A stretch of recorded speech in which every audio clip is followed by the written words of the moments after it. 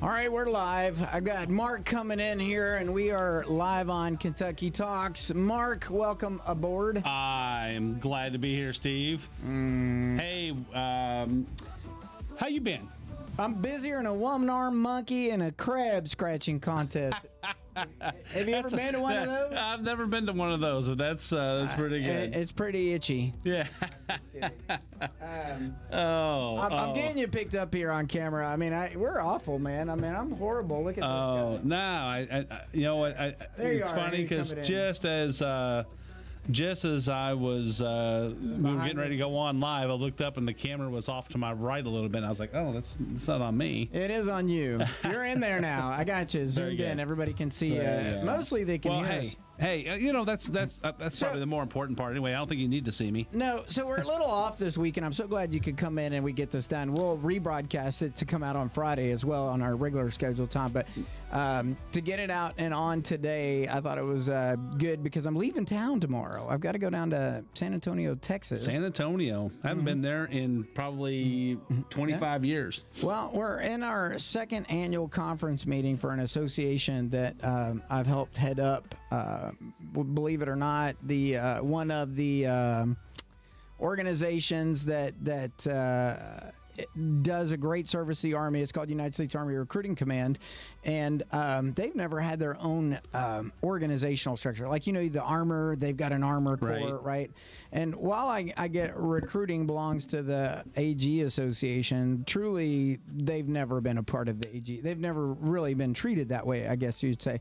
And they're restructuring, but the art and science of going out, meeting people, talking to them, and doing it day in and day out to convince them, a young man or woman, to join the Army is an intense thing in itself. Yeah, you did that. How long did you do that while you were in the Army? So usually it's like drill sergeant duty. You get volunteered or voluntold. Right. So I came down. I put in my packet to go, and I wanted to do drill sergeant, so I volunteered.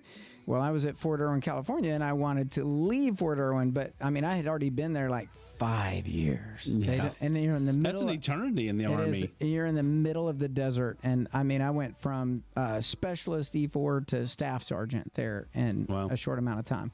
Now, I will be thankful that I did re-enlist. Part of my reason for being there that long is because I did re-enlist while I was out there, and they were helping pay for my college. So I took a 6-month hiatus to go to college to stay in the regiment because they were having a hard time getting people to stay there. And but that's a good deal. I mean, that's one reason. And we're not here to recruit people into the Army or anything tonight. But I'll do it all day long. I know you will. But I mean, that's not the purpose of the podcast. No, but that's an interesting point.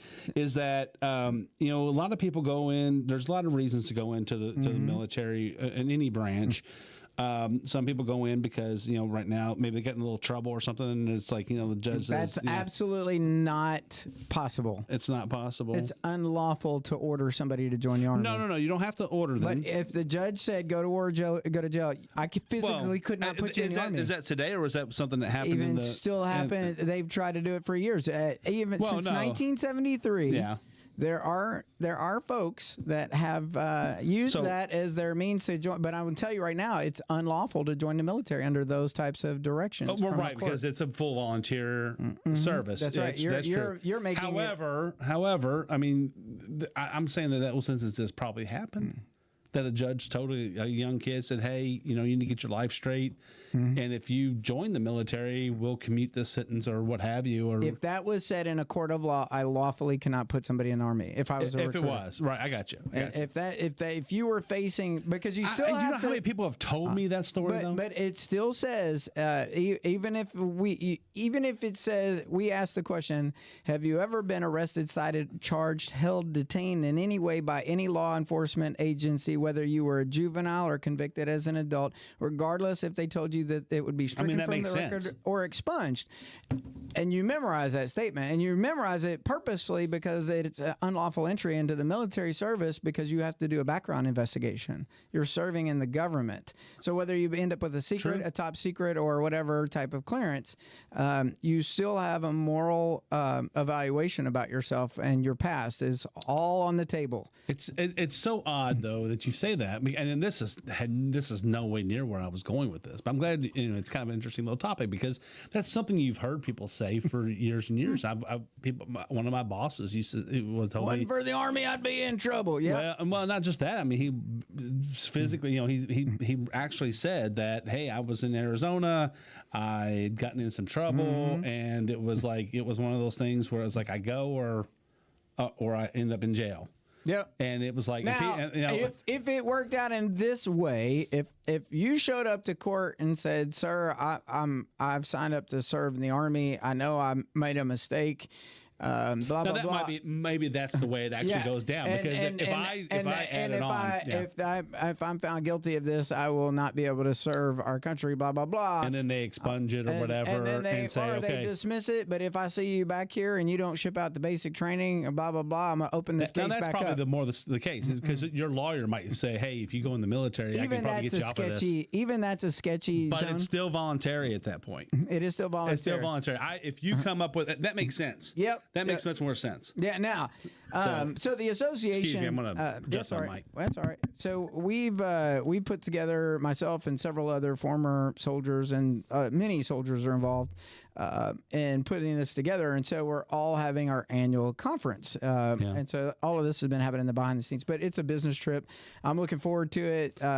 We've got a lot of folks involved. We got some great sponsors that are part of it. And stuff. So, and it's long overdue. If the Armor Association has an armor, the Armor Division has an Armor Association, and the Infantry has an Infantry Association, then why cannot recruiting? You know what I mean? It would make sense because then, there's a lot of things that come out of that. One, it helps promote, if you have that type of association and those type of, people getting together after the fact. That's another network. That's another thing that becomes a network for you as an individual, but it also incentivizes recruiting and people wanting to get into recruiting because hey, now there's a little bit of an after market for you. So right? I've even had a conversation with Sergeant Major Monday. He is the USAREC Command Sergeant Major. Now it's a 3-star billet instead of a 2-star. But I actually met with him today, and the attitude of serving on a recruiting duty is changing across our Army, and it's. I tell you what, we sell a lot of USAREC shirts and stuff out of the store. Good. Well, hopefully they're selling when you got the recruiters coming in. They still have a good but anyway, it's interesting. When I came in recruiting, because I had submitted drill sergeant packet. Well, they need a recruiter, so guess what? The Department of Army. Oh, you're ready to move. Okay, well, we're going to send you. We got a place for you. I did, and I started in Lavelle, Maryland, and the Twin Towers happened a couple of years later, and then we don't need you to go yet. And so 20-something years in recruiting command later, and of course I climbed the ladder on that side, not where I wanted to be in the Army, but you do 2 bags full and you follow your orders. That's right. I obey the orders of the officers, the President of the United States, and the orders of the officers who are appointed over me. I mean, this area we've grown up with, soldiers coming and going. You get to know a lot of them out of Fort Knox. Yep. We have several in our church. It gets you get disappointed a little bit because you've created relationships, and I know it's the same on both sides. You get used to a place, just like, man, this is where I really want to be. It's very hard and then you got to get up and go because well, that's the job. That is the job. That's the job, and it's unfortunate. I mean, these are lifelong relationships. You hope. I'm not one that's ever been very good at keeping up with folks. I remember people forever. It's very hard to try to. I would almost correlate it to trying to be God and answer everybody's prayers because you can only do so much. Your cup can only hold so much as a human being. That's right. We are not divine. And I will tell you, when your friendship list grows exponentially, even in social media, and you see somebody, they passed or and it's hard and we're at that age. We're at that age now that starts to happen because now if you're dying, we have people who in our lives from our past that are dying young, and that started. We were probably 40 early 40s when we first started having, such and such had a heart attack, and dude, it's tough. It's a tough thing because that's when you start looking at your own mortality. It's already bad enough that you don't heal as fast. playing ball and stuff. Yeah. When you come out of your, once you get into those mid to late 30s. That's right. Speaking of dying and faith, did you see about all the beheadings that have occurred over in the Congo? Religious persecution, Christian persecution is very much a thing still globally. I mean, 70 people were beheaded. They found 70 headless bodies. They removed their heads from their body. Yes, because of their religious beliefs. And that was in the Democratic Republic of the Congo. Yeah. And I saw that in another story on that. I saw that Kenya, and it was from an affiliated ISIS group. A group affiliated with ISIS. That's what I heard. The other thing about it is that again, back to our church, we support a lot and stuff, and this can hit home really quick. Yeah, especially if we're sending some folks to Africa this summer. Well, yeah, and we do. We have a mission trip that's going right, and it's luckily, and the blessing is that our mission trip is in Kenya versus.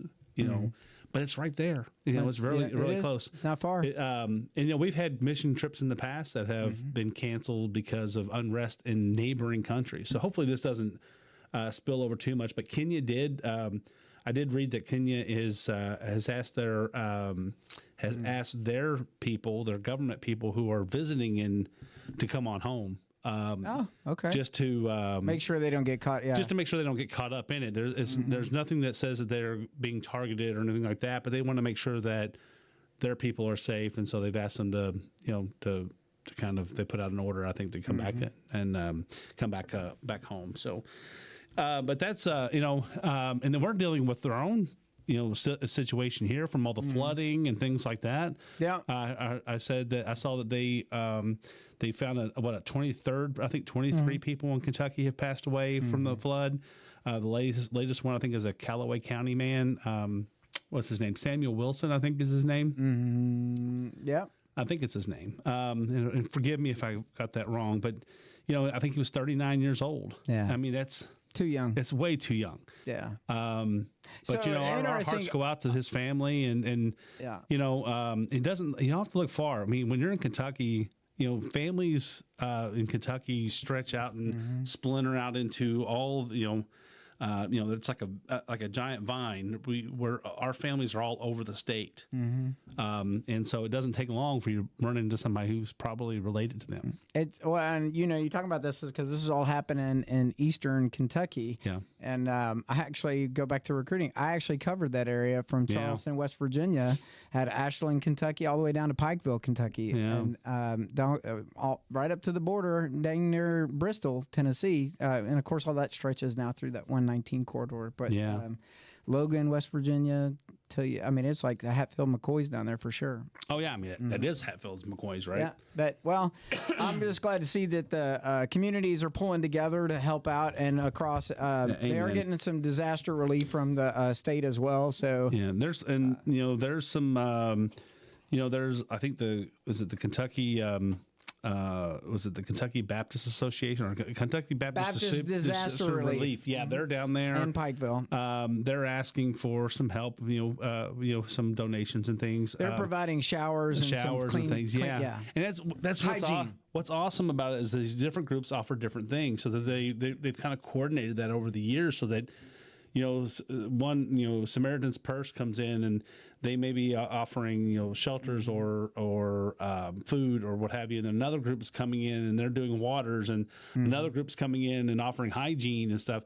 One thing about Samuel Wilson, is that the name you were Samuel Wilson? I think that's what I said. Yeah, he's from Callaway County. Yeah, thank you. I wanted to make sure we had that right.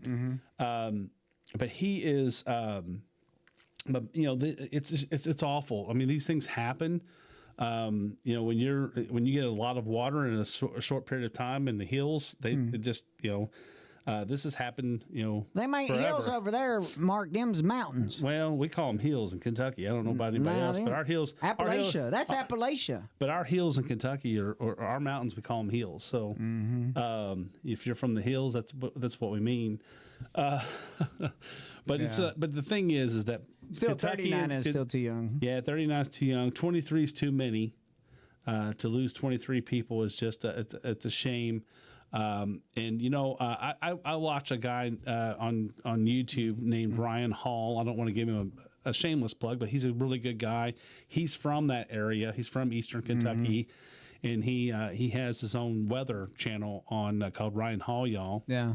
And Ryan Hall, y'all. Yeah, and he and they actually have their own. They actually have their own 501c3 where when there's a disaster like that, these guys are part of a storm chasing group and stuff. So they are gathering the stuff. They know how to get in and out of these small towns because they're constantly driving through them, chasing storms. And when a storm hits, they can quickly go on their channels. They get donations right in. And they're buying that first. They're trying to buy that first level of support. You know, getting people, getting people food and water, right, and things like that. To try to get them, try to get them stabilized. Yeah, and they do a really good job. So I recommend, if anybody's out there, I do recommend his channel. And it's good. He'll go live weather reports. He does weather reports about 2 or 3 a week. He'll update everything, but he'll update it as soon as there's something new. So, but hey, Kentucky Senate, they're looking at it's unanimously passed a resolution sponsored by Senator Adams about a mandate for reformulated gasoline in Jefferson and surrounding counties. So in Jefferson County, I remember, this happened in the late 80s, I think it was. And the big thing was going to reformulated gas. Well, gasoline in Kentucky at the time was fairly inexpensive. A lot of our gas came from, I think, over in Ashland, in the Ashland Oil Company over there, which is, I think, owned by, Shell? Mobil or Marathon owns it, I think. I always saw the Shell sign on the side of the tank, so I don't know. I think it was... Here, I'll Google it. Depends. Keep going. But I think originally Marathon or somebody bought them. But anyway, it's one of those guys. One of the others gobbled them up. But then around that time, Louisville, there was a report that came out that said Louisville had... high pollution, and any city with certain readings, they had to put in this reformulated gasoline, which was supposed to be better for the environment. And so now it's kind of been long past that we haven't had that kind of a reading. Ashland Oil / Marathon. It's Marathon, okay. And so now they're looking at, okay. But you know that keeps Louisville's gasoline prices 20 cents or more higher than the surrounding areas. So people in Louisville spend 20 cents more per gallon on gasoline today because they have to buy reformulated gas. And there's really, environmentally right now, there's probably not a reason for it because a lot of the pollution that was occurring was we've got better cars, we've got better technology in our factories. And so buying the gasoline is, buying RFG gas is probably outdated at this point. Or more expensive to create that gas than it is for your car to burn it off. Yeah, and it's like, so now you have to look at it from the point of view of, hey, can we get rid of it and save a little bit of money in people's pockets? So I think that's what the Senate's doing. I don't have all the information on it, but I'm all for it. Technically, down here in Brandenburg, we don't have to have RFG. But our prices are about 20 cents higher than Elizabethtown. So, and then Louisville's about 20 cents higher than us. So between the two, Louisville's really about 40 cents higher than Elizabethtown is. So my dad still comes down here and buys gas from Louisville. So talk to me about the school reflection discussion that they have in there as well that they were working on. They said the Senate passed a bill 19, which would require all schools to have a moment of silence or reflection at the start of each school day. The vote was 31-6, and the bill now heads to the House. Yeah. So what's your take on that? I think that I think it's a good idea. I mean, this is a step into bringing back prayer into schools, Sure. and I'm all for that. I'm not necessarily for forced prayer. Like I'm not asking. Just give me my moment. I'm not asking for my pastor to come into my classroom and force everybody to pray as a Baptist or a Catholic or what have you. But to give everybody the opportunity, just to remember, reflect. It can't be a bad thing. No, I don't disagree about that at all. I think that it gives everybody an opportunity. I wish they would all say the pledge. I think everybody should say the pledge. You shouldn't be in a public school and not say the Pledge of Allegiance. So it's a mandatory requirement to be a citizen. And so it's but I think that if you give, I think it's 5 minutes or something like that. They're talking about giving 5 minutes or 4 minutes or whatever, a moment of silence. Mm-hmm. So if you say a prayer and you say the pledge, even if it's to yourself, I think it's a good thing. Why do you think they don't do the Pledge of Allegiance in some schools? I think that it's become such a.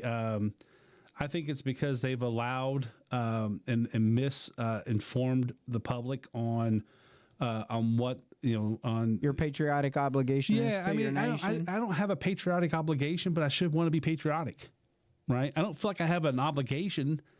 I think that it's something that we should have. That should it's in our heart that we want to support our president, our government, our troops.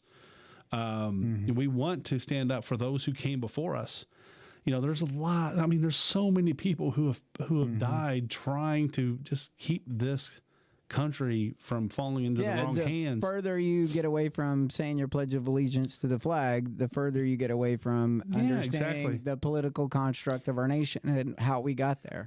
Civics class has got to exist, and they don't do a good enough job. I mean, I don't think technically I even had a civics class per se. I had social studies and history classes.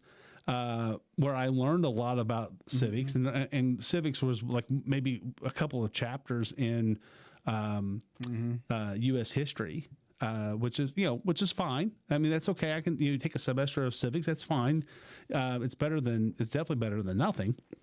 But I learned civics in that way. But they used to have civics classes and stuff, and there's a lot of schools that don't have them anymore, and it's a shame because. How else are you going to learn how the government's supposed to work? And that's why you have so much misinformation about, and I don't want to go down this trail today, but think about the separations of power, and people are so confused about what that really means. What people have forgotten, or what maybe they never learned it, was that in the separations of power, you have three branches of government. You have the Senate and the House of Representatives. You have the presidency, and then you have the judiciary. The Senate and the House, as the legislature, they are supposed to make law, right? They're supposed to within the confines of within the confines of the Constitution, they make law. So the Constitution tells them what limits are on their power, and then they make laws that fall within those limits. Then they're done. They goes over to the president. The president runs the executive branch, and he's supposed to execute those laws within. I can't remember the exact words. It's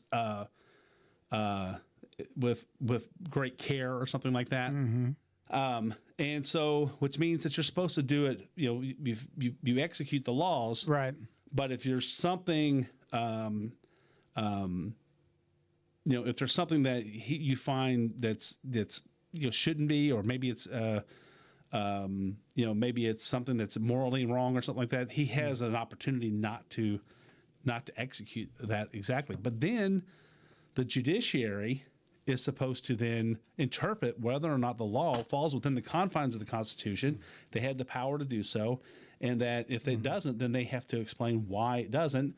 And send it back to either Congress or they basically say this law is nullified. Or federal court, yeah. Exactly. So, but here's the kicker: for 100 years or more, the United States Congress, the House and the Senate, have been becoming more and more vague about the laws they make. See, people say that the Congress has the power of the purse, right?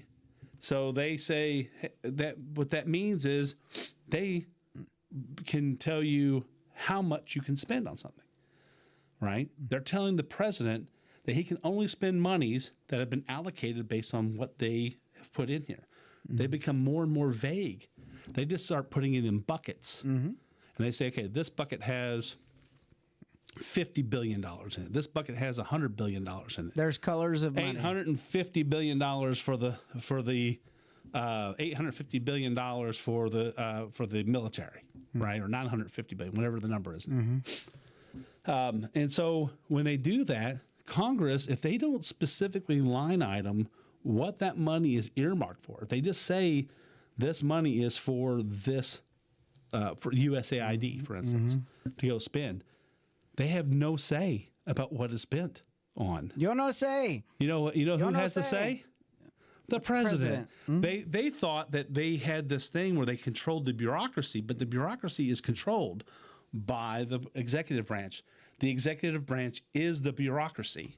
So therefore, if Congress wants to have more control over what is spent on where, they have to specifically spell it out in the law. Otherwise, it's left up to the executive branch to figure that out. And that's what allows DOJ to go in and do these things. They're going to have a rude awakening. They're going to find out that the president cannot be hampered by. I believe they're going to find out that the United States can't be, or the president can't be hampered by by the courts or by by the courts or by the Congress, unless the Congress specifically says something in the law. So let me ask you a question. Do you think that there was an article I read the other day? I was talking about that the Republicans won't prosecute and the Democrats are not going to prosecute because if there is corruption found, there may be strings that lead back to themselves. It was a discussion point on the internet going out, and there's a lot of folks that, we're on the accountability train. Okay, so the only way you can really hold somebody to account if there was wrongdoing is to have hearings over it and all that other stuff. Do you think that they'll go to those limits? Well, hearings don't do anything. No, I hearings have never done anything. They've Congress has always had criminal hearings. charges for criminal charges for So that would be up again. That would be up to the president's to do that. The DOJ is a member of the bureaucracy. It's a member of the executive branch. So that department is part of the executive branch. So then the president's people are in charge of it, and they make the decision on whether or not to prosecute people. And now, to me, I'm not so much worried about people going to jail over these things, but I need it to stop. Yeah. First of all, let's stop. So I think that's why I agree with even putting up with a little bit of pain as a citizen to make sure it stop. And I think that's what really scared so many people in both Republican and Democrats when Donald Trump became president in 2016, because they realized, or in 2017 when he actually became president, they realized they don't have anything that they can hold him to. He wasn't part of all of that. And so he didn't come up through Congress, so he probably doesn't have a lot of baggage there. And so he's not really beholden to any of those groups. And so therefore it scared them, because now they're like, oh, if he gets in there and finds out, what's he going to say? Because we can't control what he says. That's for sure. Yeah. Because he says a lot. No, every day. Every day. He's a reinforcing stater. That's what I say. He just says it over and over enough to reinforce that that's where we're going and what we're doing. And I'm going to say tonight, he's iterative. Yeah, he's iterative. I mean, it's refreshing and scary all at the same time. It is. It's refreshing to hear the truth, to hear what's going on. I mean, you can't get much more transparent than, hey, let's talk about this right here, right now. So there's only 4 things that I'm tracking up front that have a block on some of his executive. One is the ending birthright citizenship. There's a discussion there. It's blocked right now by a judge. Ending government DEI efforts is partially temporarily blocked. The birthright is temporarily blocked. It's not done. It's still got arguments. And then federal support. That one will end up in the Supreme Court for sure. They're all going to end up in the Supreme Court. The other one, ending federal support for gender affirming care, that's temporarily blocked.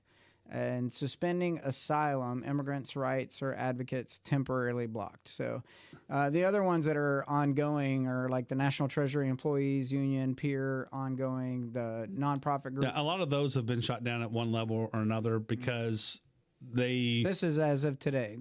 It's still ongoing. Yeah, because they're moving to another level or what have you. It's the same thing on both sides. Yeah. Just about every one of these things are going to end up in the Supreme Court. It sounds like they're all wiping. It's going to be problems. It's going to be a problem because it's not. This is not a constitutional crisis. No, the Constitution is very clear. Nope. I think, and people are going to find out that the constitutional crisis has been going on for about 120 or more years. Yeah, I think there's a lot of people that are trying to wipe their butt with wet toilet paper. Mark, I just think it's going to get messy. Yeah, it's going to get messy. It's definitely it is, but man, we have to do it.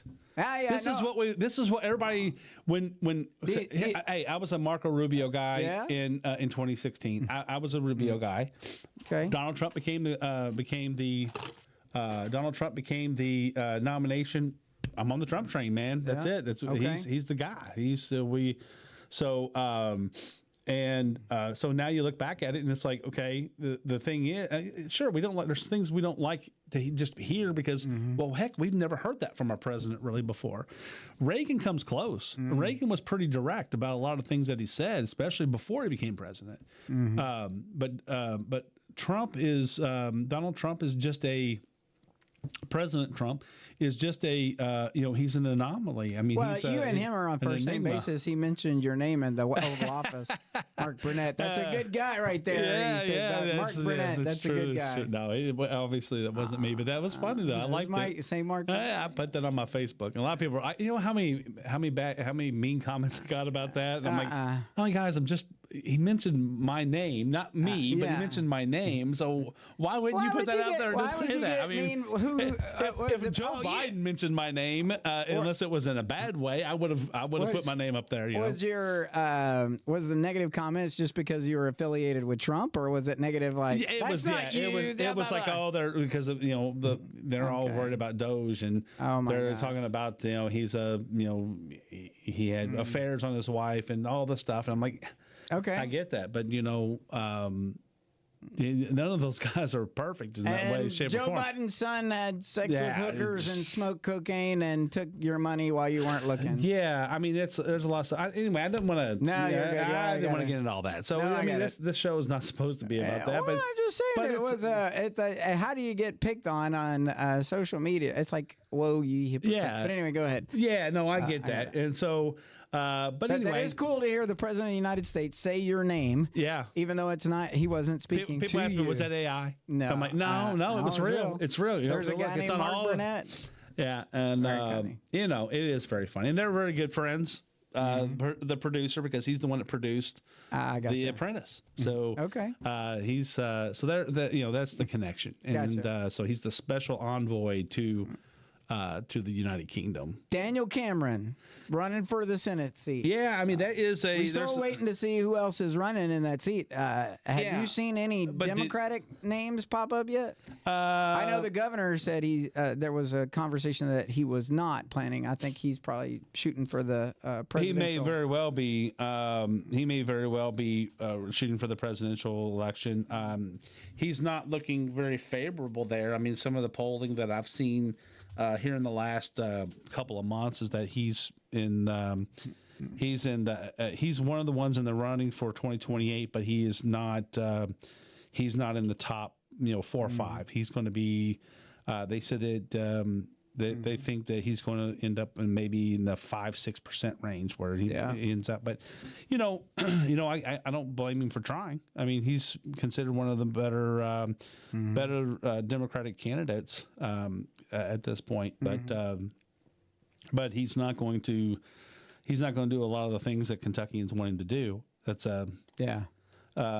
he is running, but he also had some criticism of Mitch McConnell to try to kind of separate himself from Mitch McConnell a little bit. And so he had a he opposed. He showed up. He's basically aligning himself behind Trump, who Donald Trump has endorsed Daniel Cameron back in when he ran for governor, and he. So there's a lot of good there. I mean, at one time I believe Daniel Cameron was on one of the short lists for judge. Oh yeah, Senate, Supreme Court. Yeah. So so you could see you could also see that in his future maybe if there's an opening. But it's I think it's I don't know. I mean I know Daniel a little bit, and he's from over here in Radcliffe, Hardin County, and I think that he's a great man. He's got a great family. I think he did a great job as the Do you see Attorney General. Pamela Stevenson has got a potential. She's started raising money for her Senate bid. That's what I heard. Yeah. So Andy Barr is still on the list from the Republican side. Nate Morris is also a name in the hat. I don't know Nate very well. I haven't heard a whole lot of it. He's a businessman. Andy Barr obviously is the U.S. representative from the Lexington area. Now that's going to be if he runs for the Senate, Andy Barr, he won't be able to run for the U.S. representative again. No, because you can't be on more than one ballot. You can't be on the same ballot more than once in Kentucky. So he would have to deal with that. That would cause him to have to choose. Now they've got that situation going on down in Florida right now, where they're the one representative is running for the Senate seat, and he will still remain in his seat because it's in an off-year election. Well, he can because it's an off-year. Yeah. So if there was a special election, but that's a great example of how it can work. So if Mitch McConnell, would have retired, and we were forced to do a special election, then it would be possible for somebody to run in both. But because they'll be on the same election in 2026, there's almost no way to do it. Yeah. So that particular reason is why we had a caucus in 2016 instead of a primary, because that was the only way for Rand Paul to run for both president and in his Senate seat. So he was on the caucus for president, and he was in the primary for the Senate seat. So therefore, he was able to do both because he wasn't on the same ballot. Yeah. So there's ways around it for certain positions, but not for Senate. I don't think there's any way to do it for Senate and House. I think you had to choose one or the other. Did you see the thing about the Kentucky Public Service Commission and cybersecurity? Yeah, they're asking about they're asking everybody to be asking the utility companies to be on the alert for cyber attacks. So hopefully that's. I haven't talked to anybody over at RECC or what have you, but I think it'd be water, electric, all that stuff. It could be any of them. Cities that run their own water and municipal. Yeah, so any of them, they're looking for, they're asking everybody to really step up their cybersecurity, make sure that they're. I think there's some cybersecurity at Meade RECC because my electric bills have been through the roof. But stop using it. Well, I did, and it's still through the roof. No, it's a year. It's a month in arrears, so you got to stop for over a month before you see it. Oh, it's been off for 2 months. Well, I had Just kidding. Well, no. We had ours was the highest it's been in a long time. We have solar panels on the house. You can still, I think you can notice the increase from the school tax, and you can notice the increase from but it wasn't a huge. It wasn't as big as kilowatt hours. It was the kilowatt hours. That's what makes it. That's what drives your bill. Yeah. And I'll be glad to bring mine on and show you. But it's a. When you look at it, it's really about the usage. I'll tell you exactly what happened. We had several days of snow, that snow covered my solar panels. My solar panels didn't get cleared off for over a week. And so there's no sunlight hitting my solar panels. So guess what? I'm burning electricity from the grid. Schools were closed and my kids were in the house for longer than they were supposed to be. That's another part. Lights were on, electrics running. Everybody, go over the thermostat and it kicks it up. That's cold. Nope. Sure. Go put a sweatshirt on. That's what I've been doing anyway. But anyway, people, we do be careful. I mean, even whether you're a utility or home or whatever, you need to be cautious of. You need to keep up your cyber security. Be on the lookout for people who are, just don't click on links and emails if you don't know who they're from and you're not expecting them. Yeah, that's the number one thing you can say. If you don't click on a link, then you're most likely going to be safe. No. You're not I know that you are not a Louisville fan. I am not a Louisville fan. Are you a Louisville fan? Did, yeah, but I wore blue today against... because Kentucky plays tonight at 9:00. Okay. They'll be on the SEC network. You think we're going to have some Final Four action this year? I don't know. I mean, Kentucky is struggling a little bit. I mean, they started out really good. I'll tell you what, you don't want to be a top 15 team and play Kentucky because they've got probably more top 15 wins than anybody else. But then they've lost bad games at home. Now, but here's the problem with Kentucky. They have every time somebody's been put in as a point guard, at some point they're getting hurt. Yeah. And so Lamont Butler is their number one point guard. He's had a shoulder injury for the last several weeks. Yeah. Kerr Kriisa was the backup. He broke his foot, and now he's been out for I don't know how long it's been since December. March. Yeah, it is. And so then Jackson Robinson, who was not a point guard, he's a shooting guard, but he was moved to point guard as the backup when Kerr Kriisa went down. Yeah, he gets a wrist injury, so he's been out for 3 or 4 games. And guess what? We lost. Those are the games that we lose when we have somebody down. And we come up against somebody that has a decent point guard or could be decent guards, we end up losing. We end up, or we don't end up losing necessarily, but we end up struggling against those teams because it's hard to shut them down. I mean, it's more about the lack of defense at that point than it is anything else. But no, tonight it looks like the injury report shows that Jackson Robinson and Lamont Butler may be back. They were in practice, so they're expecting them either to be back. They may not be back tonight, but they're basically soon. So they could be on tonight, maybe later this week. Yeah. They're playing Oklahoma at Oklahoma. Saw that. And so that'll be at 9:00 tonight on the SEC Network. But on the other side of the aisle, you have Louisville. Louisville played Virginia Tech last night, and I believe they won 71-66. It was a good game overall. I didn't get to watch the whole thing. I watched some highlights. Hepburn led Louisville with 15 points. Edwards and Scott each had 13. Hadley had 11 appointments and 8 points and 8 rebounds. Sorry, guys. Sometimes we look at on these stats sheets and we read them a little bit, and you're like, oh, what is that? Oh, it's an abbreviation. What is that?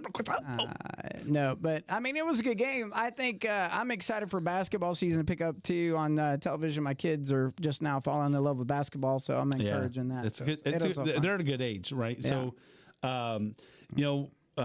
my sons, I loved basketball. I was better at baseball, and my best sport was football. And so I didn't play much football, and I stopped playing football after my freshman year of high school. Regretted it.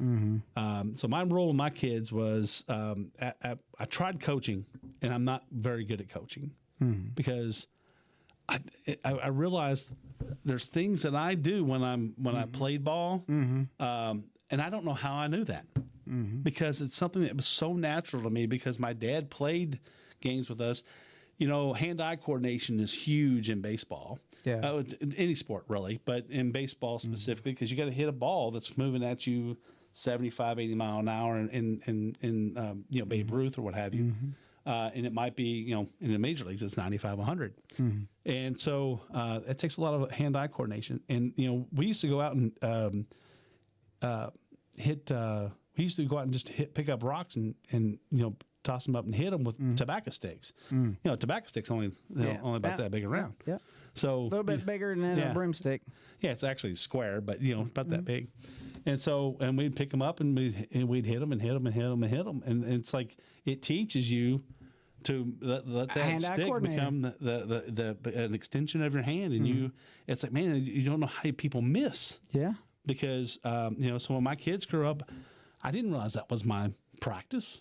I had for baseball, I had a Johnny bench batter up and things like that, so that you know, you're hitting a bigger ball, but it's like, you know, making eye contact, hand-eye coordination. There you go. Just working on those things like that, speed drills and stuff like that. So, but anyway, that's a lot of information from the station right here at Kentucky Talks, Mark. I think I like this format. We'll have to we'll expand it a little bit. I like just talking about the different things that's going on. Well, I definitely like the way the layout is, and be able to pull the information up quickly based on the conversation running. We'll have to talk about this after the show, but no, it's a great setup.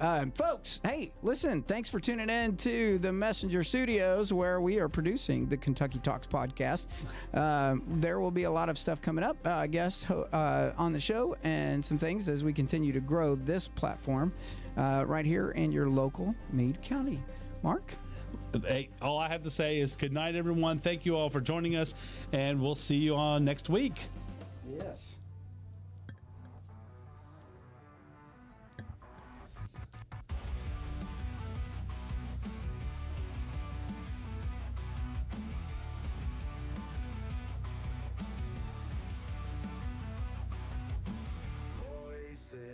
Echo in the dark.